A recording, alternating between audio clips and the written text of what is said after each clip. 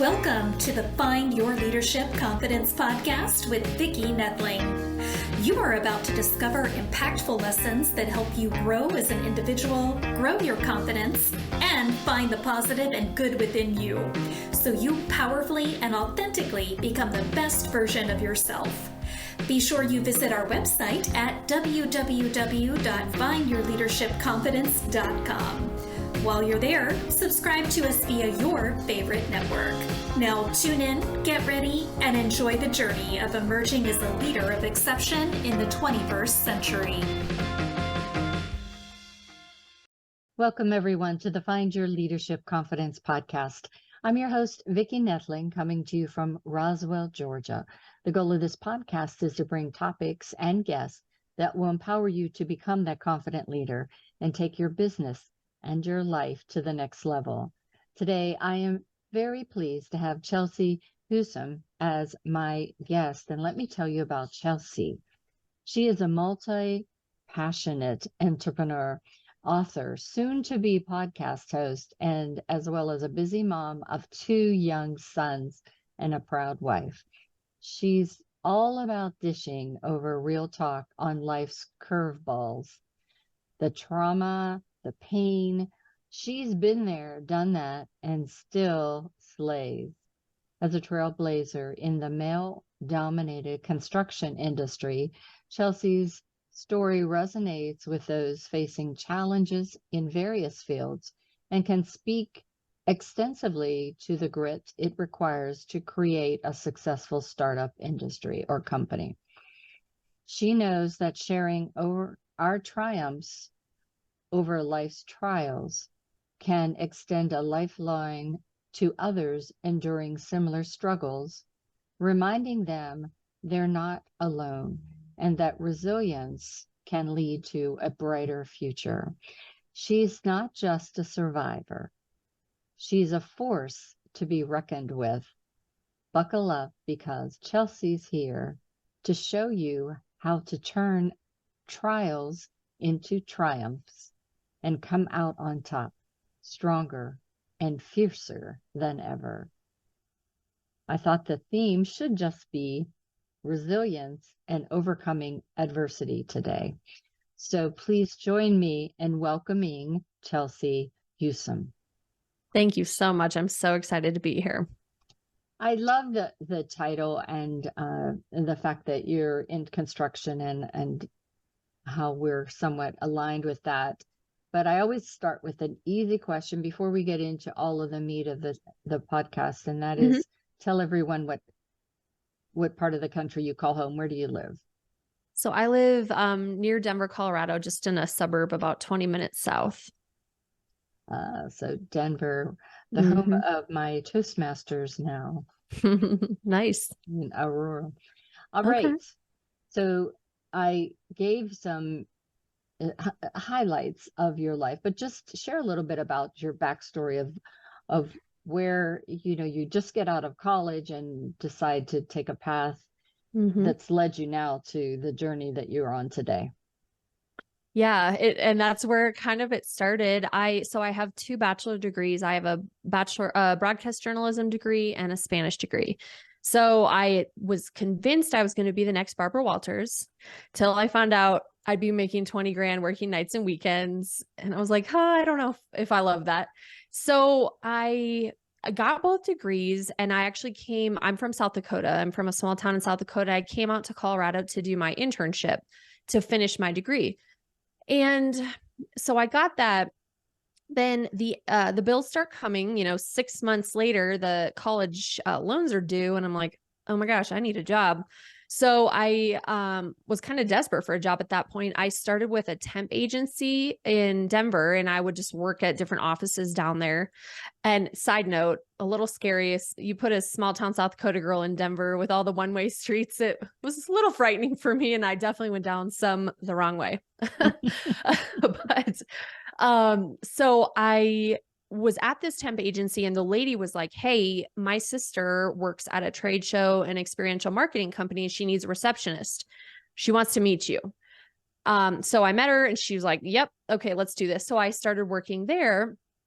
Really, I worked there about 5 or 6 years and worked my way up through the company from receptionist to different assistants and an account manager and account executive. And it was a really great company. And I learned a lot, but like 5 years in, my soul started being like, am I doing anything worthwhile? Like that really matters. I didn't feel like it was, and it was pretty stressful too.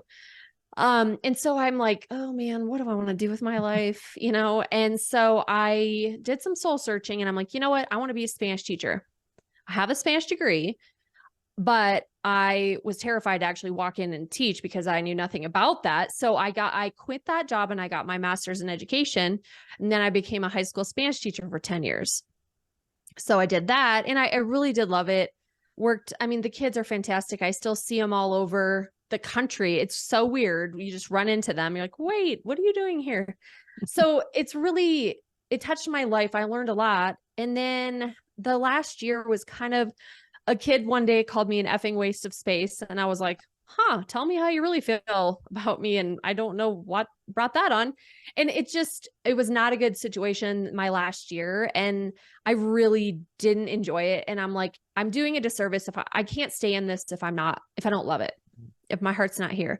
So again, I'm like, now what am I going to do with my life? And I started applying for jobs. No one called me. No one called me at all. And I'm like, okay, I'm qualified. Like, I don't know if I'm overqualified, if they just don't like me. I don't know. And so I was desperate at that point to move on because I just was not happy. And so I took a job as an office manager for a small construction company, got thrown in, did not get training hardly at all, cried a lot, was like, what is all of this? It's insane. But I learned trial by fire, just got thrown in. And then down the road, a couple years later, in March of 2020, I started my company because what else are we doing? Have my kids home, my husband's home. It was just chaos. But yeah, I didn't do much of 2020 with my construction company. But now, we've over doubled every year and I've learned a lot. But it's funny. I never grew up wanting to be an entrepreneur, but here I am and I love it. I love it so much. It's like weirdly through all this reinvention, I found what I meant to do. Awesome. Such a great story. Thank you. So you do have a book that you was your passion project. I imagine this last year. And it's March 2024. What is the book all about? Yeah, so it is called Real Vibes Only, Unapologetic Confessions of a Hot Mess Mompreneur. So it gives you it's going to be sassy. It's going to be out there. I'm just telling the truth, being vulnerable. But really it is about, I didn't have a plan to write a book. And then I ended up doing it. And these stories just poured out of me. And I didn't have a direction for the book. When I sat down to write, this is what it came out to be. And it's just a bunch of stories all over the place from my life. Some are really traumatic, some really intense things that I've gone through. Some are kind of in the middle and some are lighter, but it's all with the message of getting through adversity. We all, when we all go through hard times, that's the one guarantee in this human experience. We will go through hard times, right? But it's when you're in it and you just don't even feel like you can go on, you don't know how you're going to make it through, to figure out how to make it through and how to take care of yourself. And you will make it through and you will come out more, more fierce, you'll come out stronger on the other side. But when you're in it, it sure doesn't feel that way. So I really hope this book, I hope people can get a good laugh at some of the stupid stuff I've done in life, learn the hard way. I hope maybe some people have cried, some people, I hope people can feel seen and heard and say, maybe it's not the exact same story, but I understand that, and feel some connection. And I think especially as women, we suffer in silence a lot. And we think there's this, I have to be a perfect mom and perfect blah, blah, blah. And I'm sorry, but no. Look, that Instagram crap, I'm sorry. No. And it's just like, yeah, I'm a hot mess, but I'm trying my best. And I want to live a fulfilled, happy life. I make mistakes. I'm authentic. I'm real. I'm out there. But that's the only way to live life and give others permission to say, don't let that stuff, that trauma from your childhood or from in college or whenever hold you back.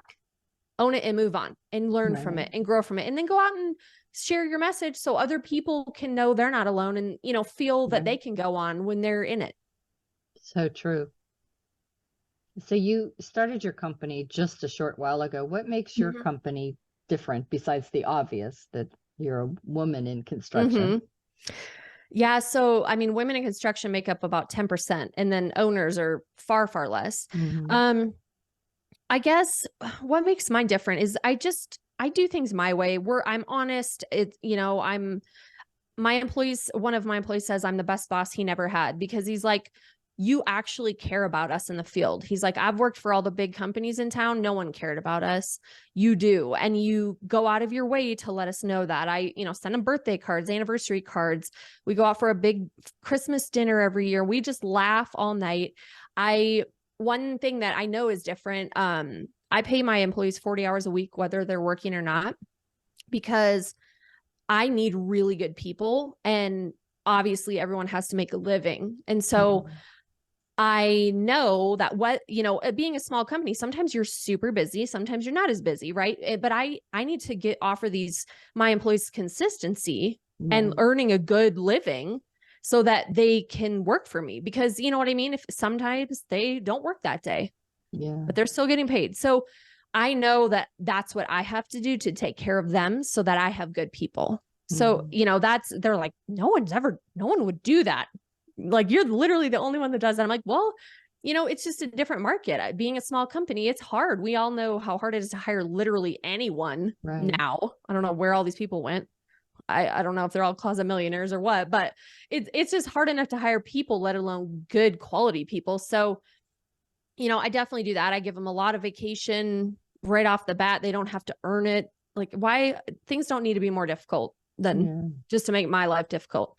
You know what I mean? Hmm. So I let them, they rarely work over 40 hours. The whole point is to enjoy your life and live your life. And they're happier for that. I'm happier for it.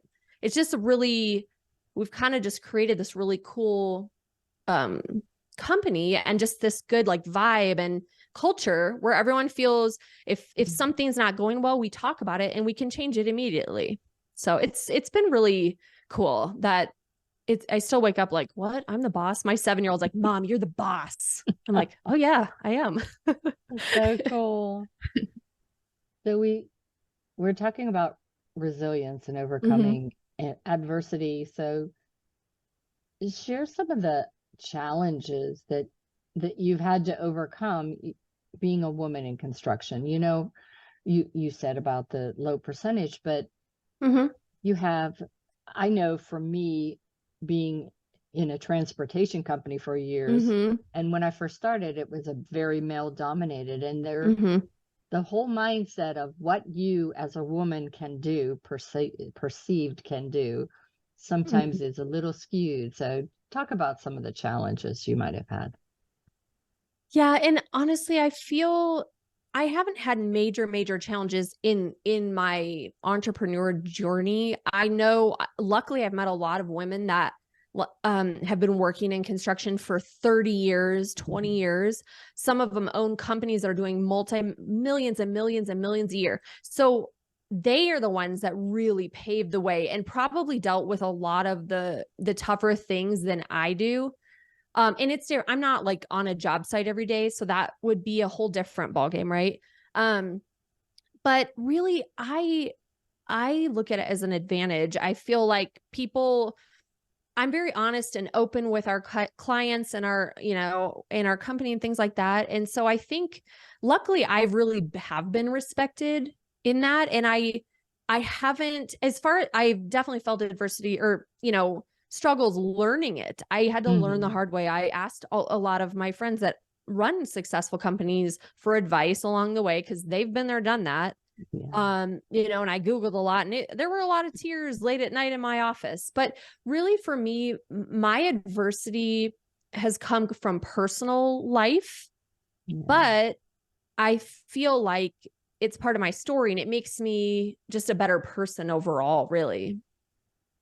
Yeah, you can tell from your passion that you had that resilience, that knowing that, okay, you could knock me down, but I am Mm-hmm. going to get back up. Yeah. I've learned Yeah. the hard way. Mhm. Definitely. Yeah. Mhm. So looking at social media sites, it's apparent that you're really all about community and family, and Mm-hmm. that's so important to you. So how has this helped with your success? And I think, some of it you just described in the Mm-hmm. way you run your business, but um, talk to us about how community, how are you giving back to the community Mm-hmm. as a business owner to help them understand that they're not just someone that's a paycheck number or something, but that you're doing something to make the world better. Mm-hmm. I'm really passionate about that in general. I think I've always done that just in life. And I think we all need to. I am all about, like, I adopted numerous families this holiday through different construction companies, mine and others, which I just love that, when the school social workers are calling and, they know the families that need help. So I love doing that. And actually, I take my kids with me to buy the stuff, and we talk about it, and we, talk about how blessed we are, and not everyone lives, Yeah. like this. And that's really important to me that they understand that. I'm also on the board of directors of STEM Blazers. And so that is, it's a nonprofit trying to get women into STEM fields. And so Yeah. I've been really blessed to, they do all kinds of different programs in schools around Colorado, and actually they branched out to other states now. But I've been blessed to work with some of those girls, and some of them are coming from really tough upbringings and life circumstances. But this is like shining a light, and they're getting so excited about this stuff, saying, wow, I never even knew this was an option. I didn't think of, construction or engineering or this or that. So it's, that's really powerful. Being a former teacher, I love inspiring girls to say, hey, whether it's STEM or whatever out there, potentially male dominated fields, like, there's a whole world out there that was never shown to or told to us when we were little. So, that's cool to see their eyes light up and sparkle, and they get excited about it. So yeah, those are a few of the things that I try to do a lot, and any other associations I'm involved in. I mean, I'm always about giving back or doing things like that for the community. So good. So you have two boys. I do. And your construction company, an author, a speaker, and soon to be a podcast host. Mm-hmm. We talk about resilience and adversity, and some of that comes from our own heads. As how do you avoid or manage overwhelm? Well, it's okay. A side note, yesterday, someone, and I know you've heard this, as you go towards your dreams and things like that, sometimes the people closest to you are going to say some things, right? Oh, yeah. Oh, yeah. So I just find this funny because yesterday I was with someone very close in my circle, right? And I didn't say anything, and they just looked at me. They're like, in my opinion, you're doing too much, in my opinion. And I was like, if I could go back, it caught me off guard. And then I started to try to justify all the things I'm doing. And then I'm like, I don't need to do that. And honestly, it takes a village. I am doing a lot. Yes. All women are doing a lot. If you're a mom, if you're an entrepreneur, us women do a lot. So you have to find your tribe. If you need help, you got to ask for it. Sometimes, like, last weekend, my husband was traveling. I had one kid at hockey, one kid supposed to be at basketball. I'm like, I can't physically be there. Can someone help me take him? I asked for help. I think you have to take care of yourself. There's a stigma about being a woman. Oh, it's selfish if we take care of ourselves. No, that's absolutely not okay. Yeah. We will be so much better in every facet of life if we actually take care of ourselves. So it's, are you working out? I get up really early in the morning, and then I go to bed at 9 because I'm an old lady and I love it. But I get up really early and I go work out first thing in the morning, because my phone starts ringing at 7 a.m. for construction. And then my day is crazy. I try to eat better. I just recently, like I think it was December 28th, I quit drinking, and I didn't drink a lot. I drank pretty little, but I was finding, we all have, I need a glass of wine to relax. Well, I'd have 2 glasses of wine and I'd have a horrible headache the next day, horrible all day long till I went to bed. And I'm like, I don't have time for this. I don't have time to feel bad. And then I'm getting cranky with my kids. And then I skip the gym because I have a headache. And then I eat a big double cheeseburger, which I do love double cheeseburgers. I eat them a lot. But it's like, it just derailed. I was like, that's the one thing that I was thinking about that completely derailed all my other healthy habits, all of them. I'm like, then why am I doing that? And so that was a personal choice I just made. I feel great. It's looking at who are you spending your time around? What are you doing? Are you moving? Are you getting out in the sunshine, breathing the fresh air? When I'm overwhelmed, I'm sitting in my office like, oh, my brain is like fried. It's just over here humming. And I'm like, I literally take my dog and I go walk outside and I look up at the sky and I force myself to breathe and be like, chill out. Just bring it down a notch. You're in there like, oh, this is so crazy. Everything's just, so intense. And I'm like, no, just chill out. It's fine. So it's, I think, and also having boundaries lately. Well, I've noticed everybody, all the bankers and all the insurance people want to have coffee with me, like all of them. Oh, hey, I just want to meet you to get to know you and how I can support you. And while that's sweet, no, I don't have time. It's a waste of my time. Truly it is. And I kindly decline at this point. I used to always take them. And then I'm like, I'm not switching insurance and I'm not switching banks. Like, this is pointless, So it's like having a boundary, or if there's a work event, if going to that event is not moving my business forward, or like a really major connection or something, or align with my soul, and I'm like, yes, I want to be there. If it's like a charity event, I'll be there. But like saying no to those, and no is a complete sentence. We always, you're probably like this. Oh, we're so nice and we just feel bad. And no, you gotta put boundaries up at some point. And so as I'm getting busier and busier, I have to do that. You have to take care of yourself. Look at your habits, look at who and how you're spending your time. And and you'll have those naysayers, like as we grow and are out doing our stuff, man, they're going to come even more, right? They're going to test you. And it's like, have you done enough self work to say, okay, that's more about you than me. Move on. Yeah, that's so true. So, rapid fire. Okay. What do you most want or wish that your audience will take away from our conversation today? I would say inspiration and permission to own their story and not feel shame or guilt. So, what is your favorite place to go with your family in Denver? Oh, in Denver. Dang, I was going to say Mexico, but in Denver, well, I like to go ice skating a lot. Nice. My little one plays hockey, so we go skate as a family. It's pretty fun. That's fun. Yeah. All right. It's time for me to share my screen now. For those of you that are listening and you want to get to know a little bit more about Chelsea, you can take a screenshot. If you're just listening, I will have all this information on my YouTube channel, as well as my findyourleadershipconfidence.com.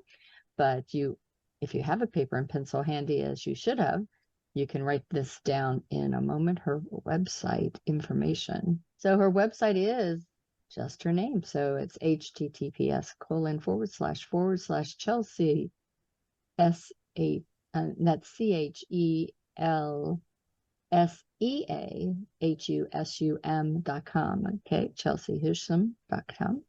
Facebook, Instagram, and LinkedIn. You can find her by searching her name. I'm going to turn it over to Chelsea to talk to you about some of the things that she has on her website that might help you.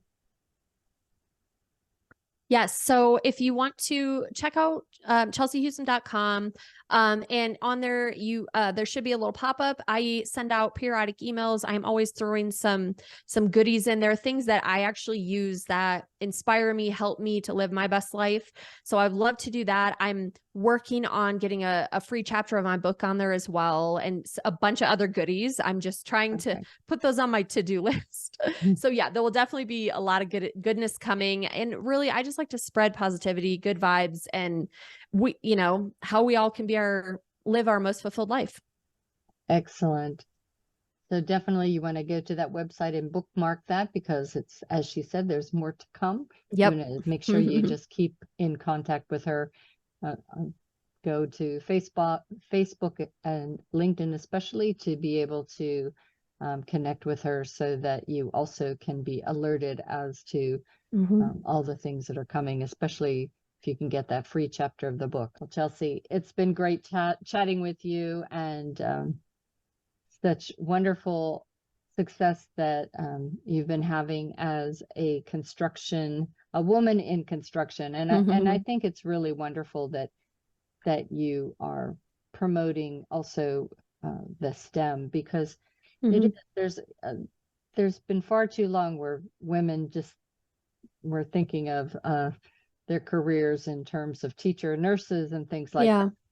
But especially in construction and those different aspects of engineering, I think a wonderful place for a young woman to dip her toe in there and really make a difference. Yeah. And I mean, you can make a great living, plumbing, electricians, engineering. I mean, there's so many things that pay fairly well. You get an amazing career out of it.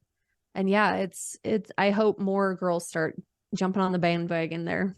Yeah, that'd be cool to have in your company, these are my plumbers, my electricians, have an all female kind of team. That would be, that would be cool. So cool. That would.